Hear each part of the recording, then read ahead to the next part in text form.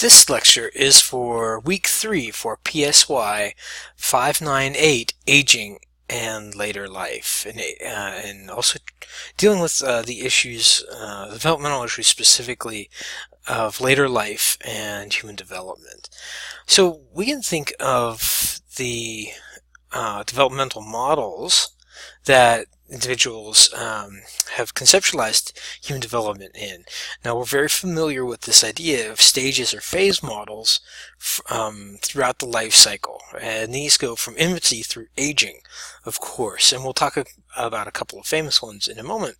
But the core of these ideas are that people are relatively stable across a small period of time, and then there's a transition or a crisis or some kind of an activity that fosters the development of a new set of competencies, a new set of skills, a new way of relating, whether that's cognitively, socially, affectionally, or internally, which results in a higher stage of development. And then the individual proceeds on that new path, right? And so people just keep on progressing over the course of their lifespan, developing more and more competencies and cycling through the various stages that are throughout the theorists that we're talking about. Now, these stages emphasize the universality of human development, number one, and number two, they also emphasize that most people go through developmental stages and changes in a sequential, fairly logical pattern or manner. So that means that humans are generally similar that way. Another important thing about these kinds of stage theories is that they're really good heuristically and as a therapist. So, for example, when we are sitting with a client, whether it's an older adult or a younger person or a family trying to figure out how to care for an older adult, that these models really can help us think about some of the developmental context as we're trying to conceptualize the primary psychological issues to bring that individual into therapy at that time.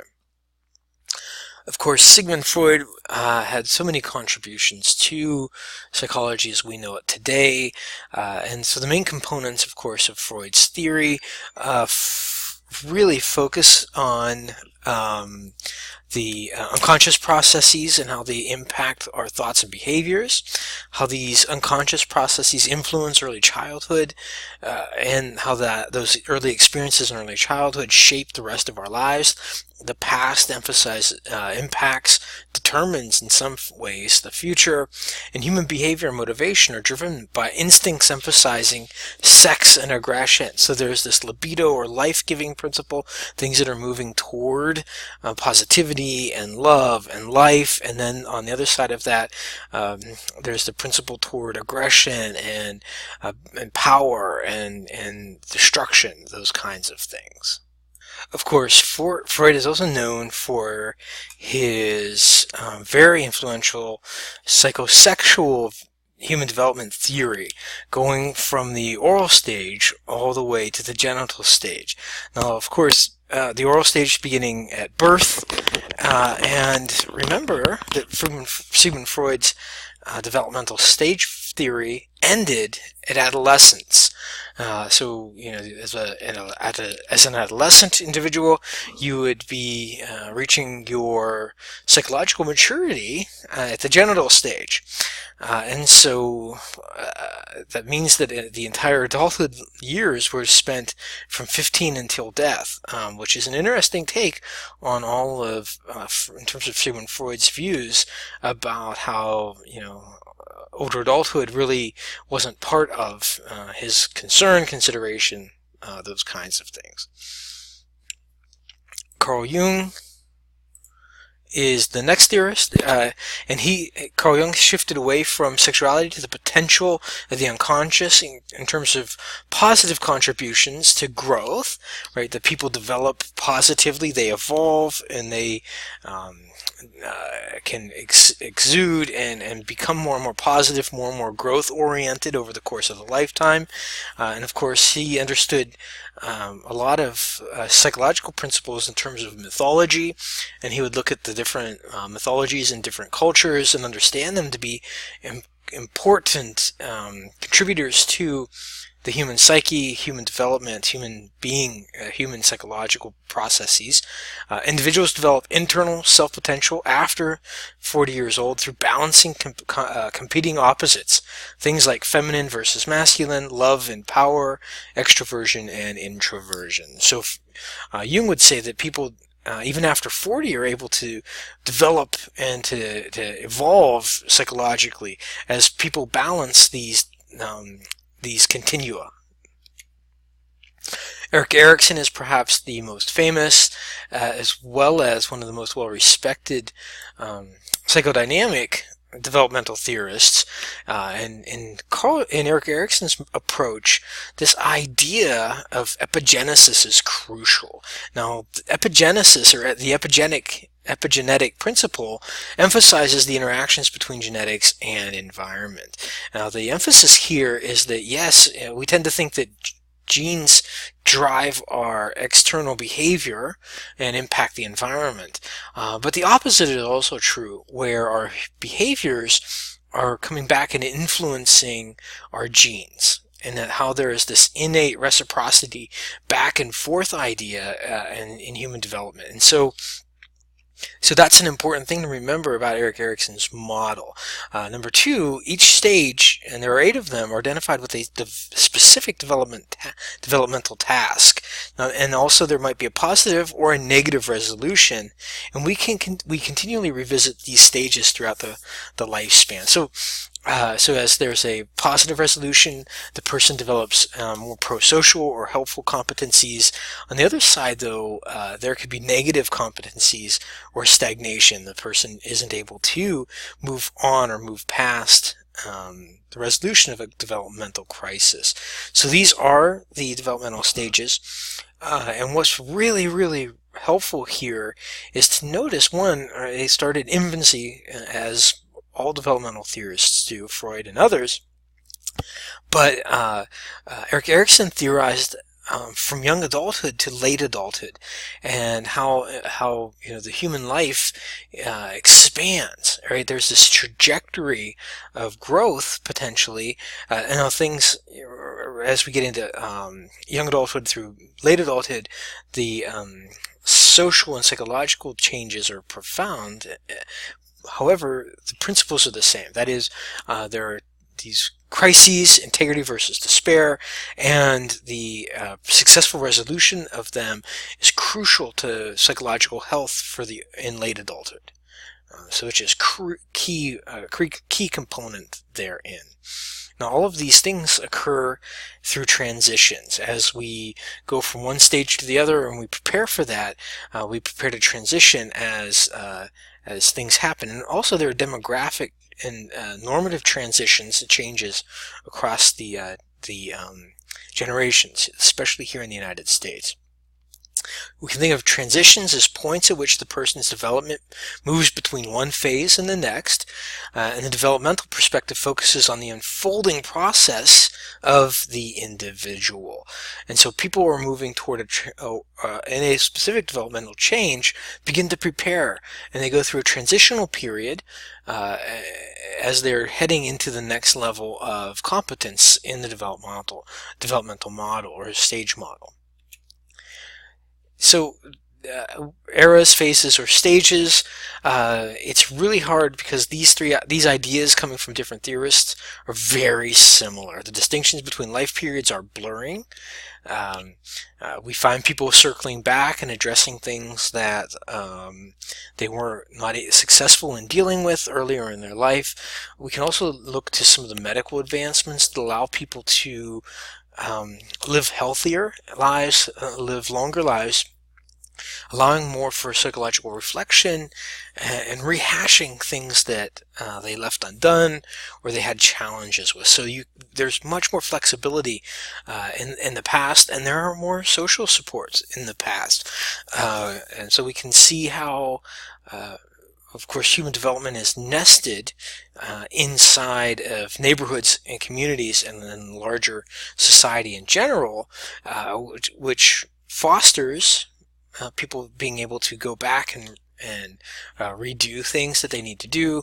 We can also see how the developmental stages are shifting as educational requirements for certain employment and certain other things are providing an even longer time for developmental growth. That is, so for example, people are not finishing their educational requirements for some of their employment until the mid to late 20s or early 30s, which means then they are also delaying marriage, child rearing, things like that, in order to find that job, to get the skills and training needed for those certain jobs, which results in those individuals that are in that training to need more social support from their families. Right, so we hear about the boomerangs, people that actually left their parents' homes and then come back to them. All of this emphasizes and indicates a profound change in social mobility connected to human development, number one, but how that plays out at the younger phases as well as the older phases.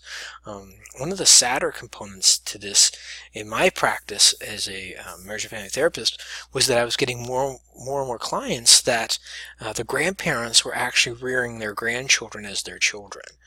Sometimes this was in an unofficial capacity where the grandparents were daily involved in the care of the children, and in a couple of situations due to substance-related challenges, the grandparents were actually legal and physical custodians or guardians of their grandchildren, because the grandparent's child, who was the parent of the grandchild, had been incarcerated, had substantial substance abuse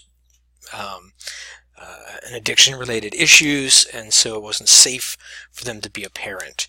And so this identity is challenging, being thinking about integrity versus despair, and facing one's potential impending death, and then at the same token being a parent and having to go to kindergarten and to enjoy the performance of a young one. So there's a lot of flexibility, positive and negative, and how those impacts social identity and how they change over time. A midlife crisis is a popular concept, and this is more so viewed now as a midlife transition, right? So not so much as the person goes through a breakdown and then sows some more wild oats and then gets back in line, or changes everything, divorces his or her spouse, gets a new family, that kind of stuff. But it's more viewed as a transition now, a transitional period, as people have the same amounts of time. They've lived as long as they are perhaps going to, half as long as they're going to live. So you can think about this in terms of ego resiliency, or the capacity for flexible and resourceful adaptation to external and internal stressors. Some of this is also tied into wisdom. So how do I work smarter? How do I accomplish tasks smarter? And to be efficient in my abilities as I'm noticing some of my skills, my physicalness is starting to change, and also dealing with internal challenges as well. So we can think in terms of midlife characteristics. There are role changes. Sometimes children might be leaving home. The midlife era, middle adulthood, is often a sandwich period where you're still caring for children as well as aging parents, and how to figure that out, balancing your relationship with your spouse, significant other, being a parent, but also caring for aging parents as well. How do I understand what I can do? What are my limitations, my own biological changes, that kind of thing. And also, the midlife is where we tend to make the most money, peaking in competence, respect, and those kinds of things. And so how that impacts, one's own personal transitions and development, while also managing these different role changes, being the parent of an adult, as well as being a child of an aging adult that needs one's care. So it's very challenging and being stuck or being sandwiched, being compressed from both sides in this, and also experiencing personal challenges as part of this as well. Today, people spend about a third of their lifespan in old age, thanks to the medical technology, thanks to especially living in the United States and other first world countries, where there's healthcare, where there's nutrition, where there are some support services for people that are older to be cared for, housed, those kinds of things. And so it's interesting to reflect and think about what that means, and then to think also about retirement and old age and all of those kinds of things as well, and how expensive it is to live in the United States anyway. And then if you didn't make a lot of money, then what do you do in terms of your retirement and the expectations therein? Havinghurst identified several tasks of late life. So the first one is adjusting to decreasing physical strength and health. Number two is adjusting to retirement and reduced income, adjusting to death of a spouse, establishing an explicit association with one's age group, adopting and adapting societal rules in a more flexible way, and establishing satisfactory physical arrangements.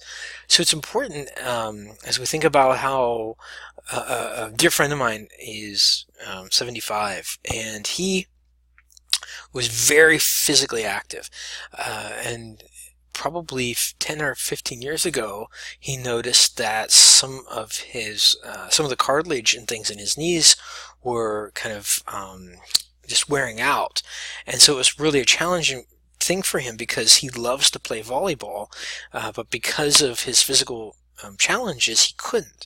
Right, so his decreasing physical health impacted his overall life satisfaction. So then, what does he do?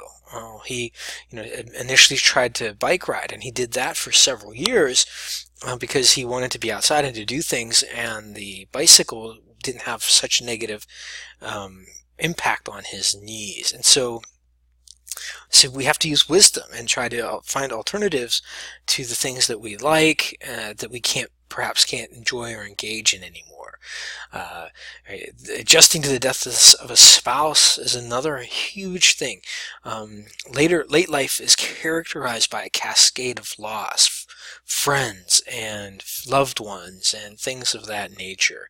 And so we just keep hearing and experiencing just this grieving process, which means that it's important to connect with one's age group. Whether that be at a church, a synagogue, a retirement center, whatever that is, it's important. And then thinking about how to adopt and adapt and being flexible in our later adulthood in terms of societal perspectives and roles. And then what do we do to make our physical environment and our physical bodies comfortable and satisfactory? What do we basically need in this? So a couple of theories to help us to understand aging. One is known as the activity theory, and so this implies that social activity in particular, is the essence of life for people of all ages. So being engaged socially is crucial to psychological health. Think about it. One of the key indicators of depression is isolation. When people are alone and isolated, it's challenging for them to re-engage and to connect and to be healthy. People get trapped in their own stream of consciousness, which can be very negative for them. Those kinds of things. And so being engaged in the world of social activity is crucial. This theory predicts that those who remain socially active are more likely to achieve a positive self-image, social integration, and satisfaction with life. And it defines successful aging in relationship to this idea of life satisfaction.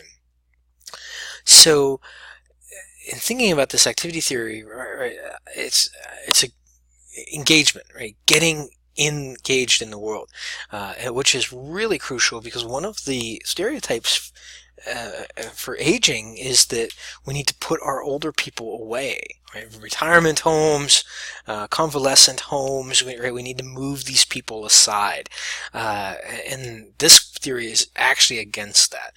Engagement is crucial to increasing life satisfaction and celebrating one's gifts and other kinds of things that have been given throughout one's lifetime.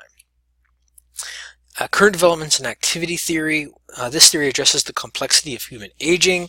It also focuses on the impact of health, gender, culture, and socioeconomic status, and it addresses the importance of individual personalities. Right? So if successful aging is connected to satisfaction, right? How can I be satisfied if my health isn't that good?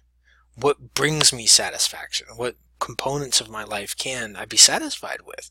And of course, connecting those with gender, culture, and socioeconomic situations, as well as my personal values and beliefs and likes.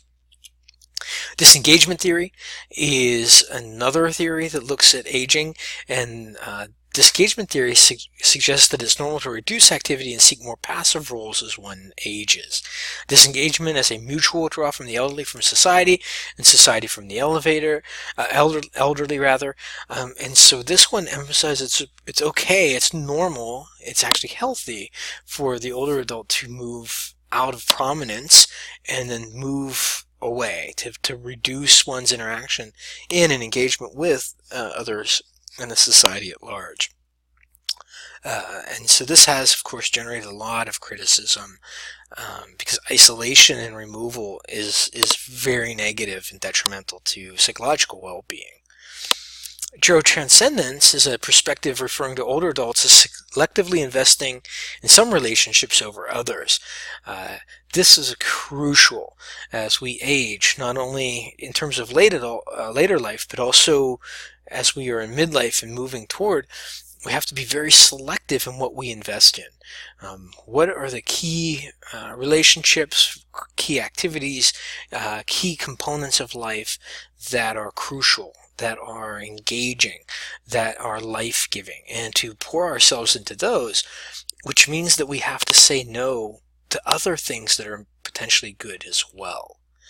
And so this is the idea of opportunity cost. That is, I need to know myself and what maximizes my beliefs, my satisfaction, my life, and invest in those, and say no to other mutually enhancing and important things, but don't that aren't as beneficial to me as others. So comfort in being alone has been related to lower depression, fewer physical symptoms, and greater life satisfaction.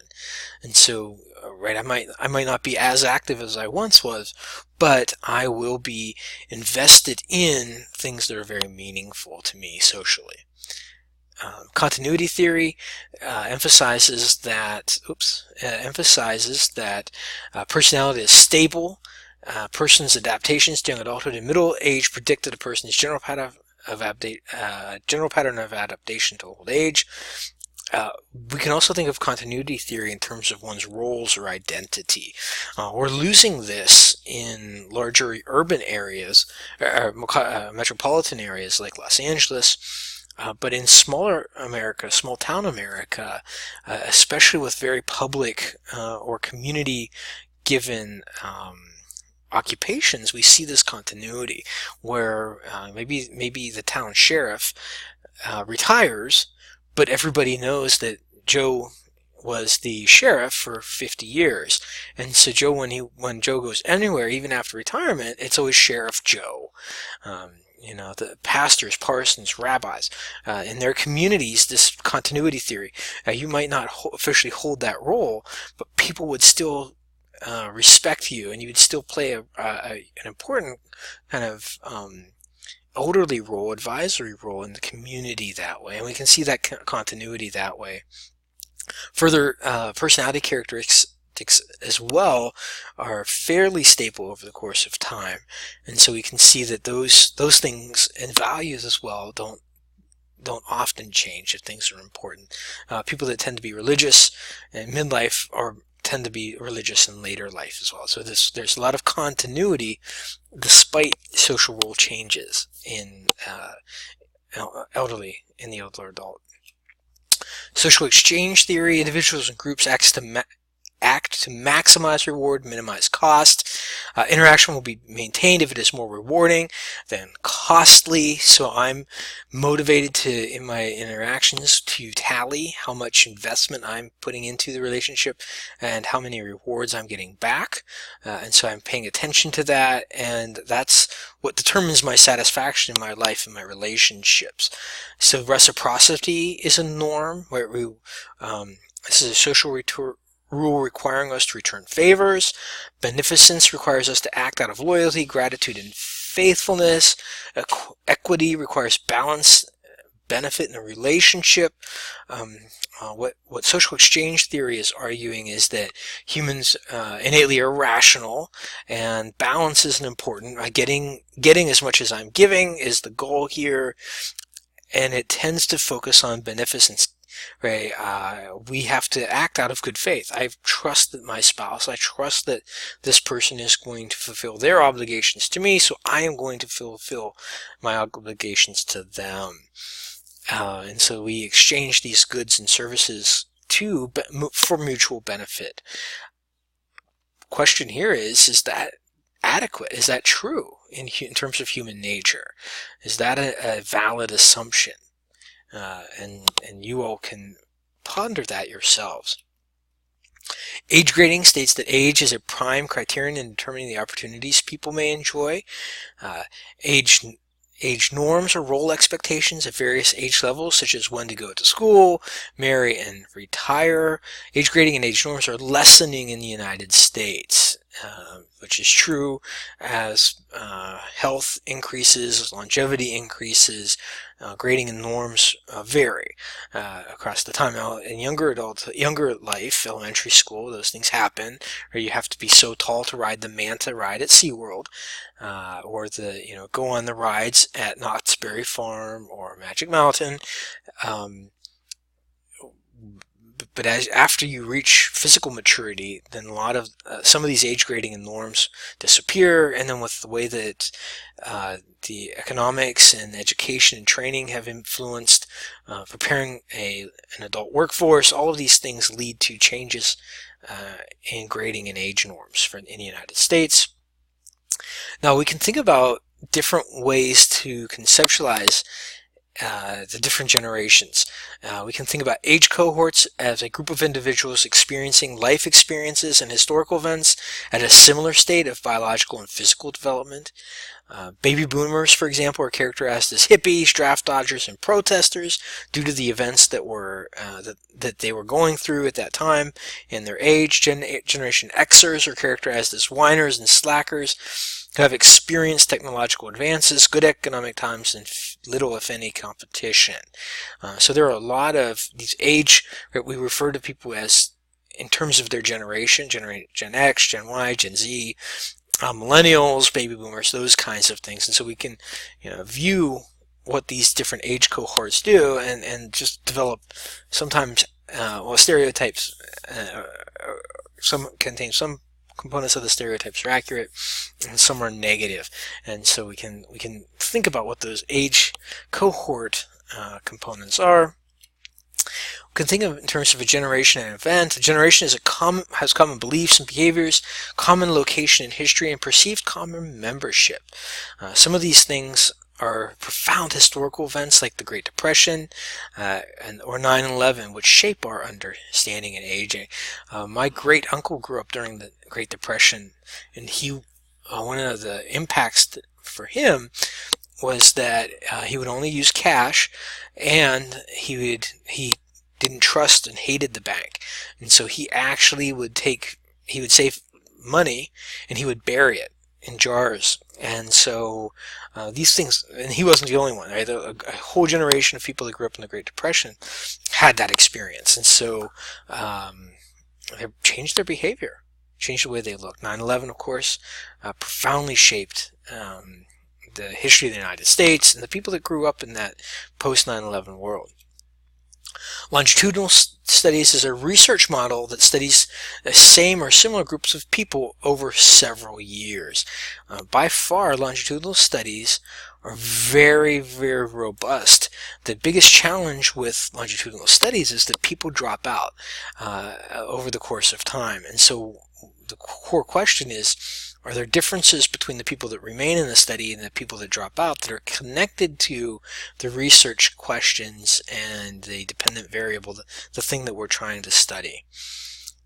The Moss-Kuiper study tracked personality over a 40-year period. They found that personality was stable throughout adulthood. Negativity in youth was linked to fear, withdrawal, and dissatisfaction in old age. Positive outlook in youth predicted high self-esteem and satisfaction. The Elder-Liker study assessed coping mechanisms and consequences for women who lived through the Great Depression. What they found was middle-class women learned to be self-reliant, resourceful, and more confident through coping with hardship. Working-class women without educational or financial resources suffered higher rates of depression and lower self-esteem. The Baltimore study is a very important study on aging and behavior, and so personality traits are more stable than gender roles, and stress levels predict stability of personality traits over time, with severe stress predicting low morale and self-concept. Another way to approach the study of older adults or any developmental period is cross-sectional studies where people groups are a wide net is cast, and then with the focus on grabbing people at different life stages and then comparing these groups. And so the findings are usually significant differences in coping strategies for the young old and old. So for those people that are in the older life stage, that are on the young end, they're very active, they're outgoing, they're engaged in their society, compared with the old, which is that those people that aren't as engaged, that are maybe preparing to die, they're withdrawn, not engaged in life. Focusing on the past may be a successful coping strategy for the very old. So locus of control is another important component to this. Internal locus of control, person sees his own actions bringing on rewards or changes. I am having an impact on my environment for good or for ill, but it's me driving these changes. An external locus of control person sees rewards due to fate, luck, change, or powerful others. The things that happen to me are outside of my control. I can't do anything about them, and I am stuck there. And of course, an internal locus of control predicts higher life satisfaction in later life because I can do more things. I can profoundly impact my environment. So this concludes our Week 2 lecture on developmental perspectives in older adulthood.